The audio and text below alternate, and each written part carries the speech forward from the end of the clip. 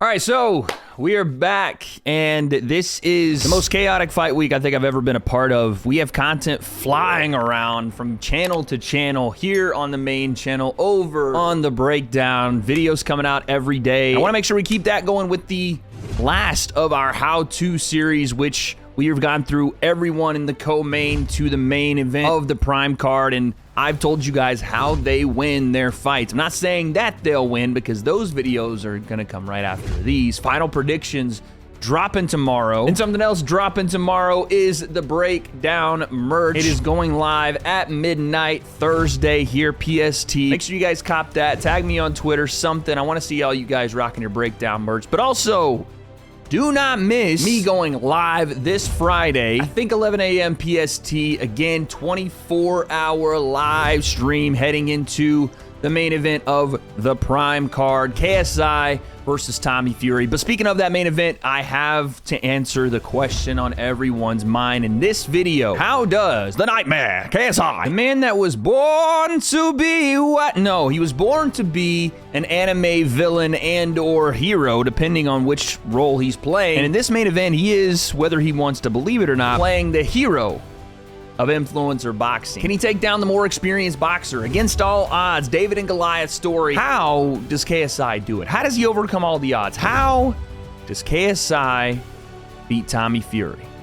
The breakdown, let's go. All right, so this one is simple but difficult. We're gonna keep with that theme for this video because the answers to this question are very simple, but to get to those answers and to actually implement it, it's easier said than done. That is the difficult part because we know what we're getting with KSI, and we're going to take a look here as we've seen from many times KSI's boxing progression in this sport. It's gotten better and better. Here's some new footage of him that we're going to use to tell a little bit of the story. Big overhand. Out of southpaw as well. Chopping overhand. Our lead hand stays high. That overhand to start the footage is what I want to focus on, but it is odd and interesting that you see JJ throwing big power hooks out of southpaw. Again, maybe a different look we're going to get from him in the Tommy Fury fight. Haven't actually seen him throw southpaw consistently.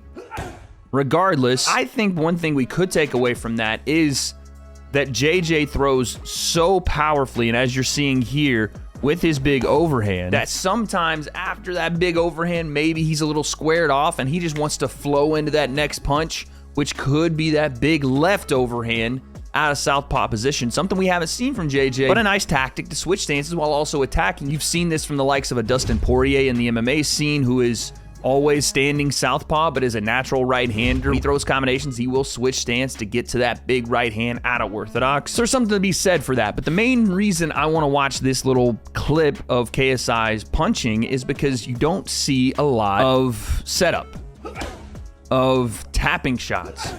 They're all power shots, and that's what he's working on here for sure. I'm not saying that JJ won't have his jabs to set these things up. He absolutely will need that, but it's a reflection of what JJ will do in this fight and what he has to do, and that is, again, simple. Knock out Tommy Fury, but doing it is a little more difficult. One of the things that JJ is going to have to do a little differently in this fight is maneuver Tommy's jab. He has had issues with guys jabbing him throughout his career so far. He hasn't been able to avoid jabs from Logan, from Temper, from Swarms, even sometimes. It's something that, when you're so aggressive as JJ is with a lack of head movement, does catch him off guard or resets his action and makes him start again. When he is able to move his head, which, to be fair, there's been some instances of him doing this more and more as he's gotten better, that's when the attacks are able to get going. That is when he starts to build his momentum forward and actually use his jab and show some variety to the body, and then go upstairs with the big overhand right. Those are the times where JJ's able to make the differences. Now,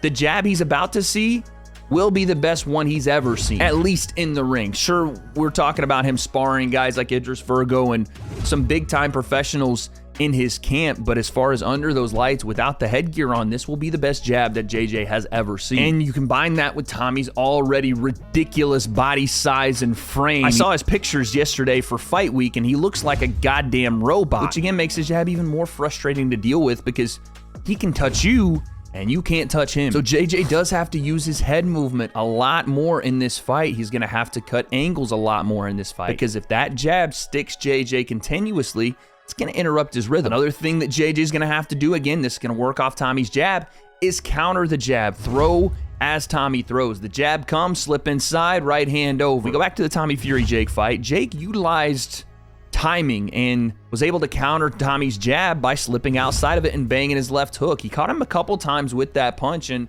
again, coming into this fight, what made JJ confident, and again, we'll talk about his confidence in a sec, but what made him confident was the fact that Jake was able to land punches on Tommy Fury.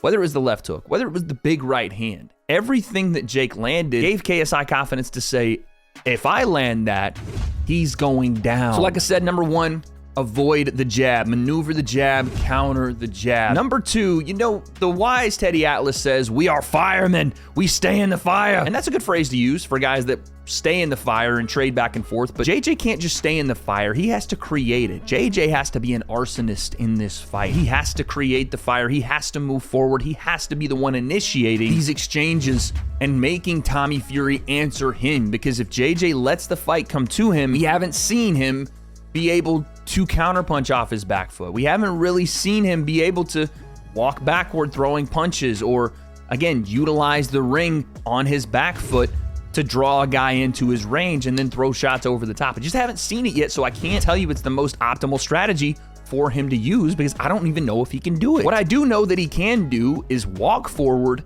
take punches, which again, I'm not advocating for him to do, but in some cases, it's just what it is. You're gonna have to take a couple to give a couple and land the big shot. It's what he said he's going to do. It's what he's always done. JJ has to remember he's the arsonist in this exchange. He, in his mind, is the one that wants this fight more, has to use that confidence. He has to use that work ethic, all the stuff he's been telling himself.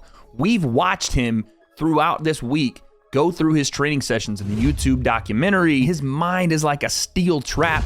He has to keep that same mindset in the fight. Even if he's down a couple of rounds early, he still has to keep going back to the fire. And that is one of the toughest asks you can have, because it's like me turning around and smacking my head into this wall, not knowing if it's going to break or not, not knowing if I'm going to break or not, but I keep doing it because the hope is, or the belief is, that I'm going to break through. JJ has to operate on blind faith here and say, I'm going to keep coming forward until that last bell rings, and in between rounds 1 and round 6, at the end of the fight, I'm going to find that shot. I just believe it. I will it into existence. Whatever mindset he has to have, that is where he's gonna have to live. Always forward, in the exchanges, in the middle. And while he's in that fire, JJ needs to be creative. There needs to be variety in his shot selection. You've seen Tommy be very clinch heavy on guys that rush into range and break his guard or break his range quickly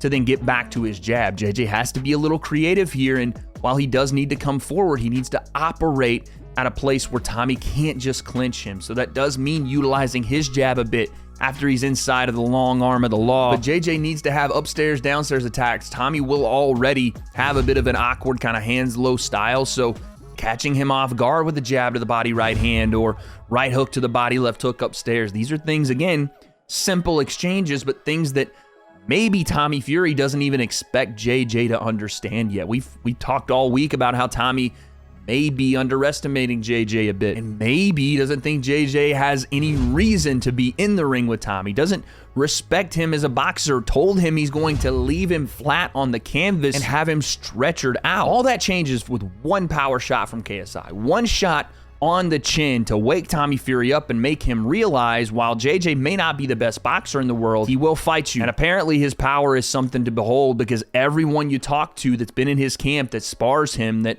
is around him, says that for his size and his frame, he shouldn't be hitting as hard as he is. So that tenaciousness, that pressure, that power, all good stuff, but you do have to show Tommy some variety, because once he's seen the one trick, whether it's the bouncing in the range or the blitz forward, whatever it is, if he's seen that once or twice, Tommy's experienced enough to understand what's coming next. He'll pick up on those patterns. So JJ using variety to get to the shot we all know he wants, that big overhand right, is gonna be so crucial for him. Point number 3, JJ does have to make this a little sturdy, if that makes sense. Like, JJ's known to be able to bully guys. And Tommy being as big as he is, as strong as he is, I don't see JJ being able to out-muscle him. So you do have to find ways to make Tommy uncomfortable. Bend the rules in the clinch a little bit. Hold on a little longer. Turn him a little quicker. We've seen JJ sweep pretty much every opponent he's ever been in there with. Run the tape. He also needs to just make Tommy a little uncomfortable, right? Make this a little bit of a messy boxing match versus something that Tommy's used to. Just a clean,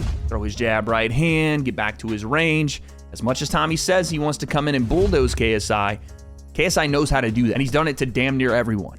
Continue doing that. Continue to establish that mindset, the nightmare, everything. KSI has to bring Tommy into his world versus trying to conform to Tommy. And ultimately, I'm saying a lot of these things, and I just don't know if he has the capability to do it. But it's going to be what's needed to beat Tommy Fury. He cannot box with Tommy Fury. That's just not going to happen. He can't stand and technically exchange to a decision here. The skill levels are not the same. So JJ and his team, they know what this is. Tommy and his team, they know what this is. And that's what makes it even more difficult. Both parties know exactly how KSI can win the fight, to knock Tommy Fury out cold. So you're going to have to go and do that knowing that they know you're doing that, which takes another level of commitment from KSI. But ultimately, like I said in the beginning of this video, it's simple yet difficult. KSI knows why he took this fight. Play the clip, Leo. Jake Paul lands a right hand on Tommy Fury in round 1 of their fight. That moment is when KSI, in his mind, knew